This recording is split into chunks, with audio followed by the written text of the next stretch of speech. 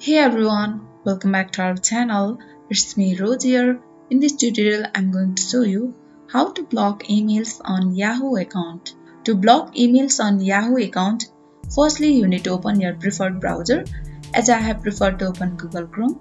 On the search bar, click over there and search yahoo.com. And here we are redirected to Yahoo homepage. To log in into your account, you will be required to enter your credentials, and after that you will be logging into this page. To block emails on Yahoo account, firstly you need to click on mailbox on the top of the screen. Open any email from your mailbox, and after you do that, click on three dots or more icon at the top of the screen. Then click on block senders. Confirm your blocking actions by clicking on OK. And now that contact has been added to the block list and the conversation are deleted as well.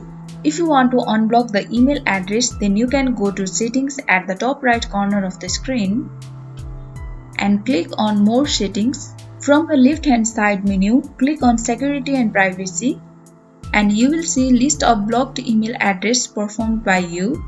In order to remove them from block list, click on trash icon, and here you have successfully unblocked the email address from the block list. And this is how we block emails on Yahoo account.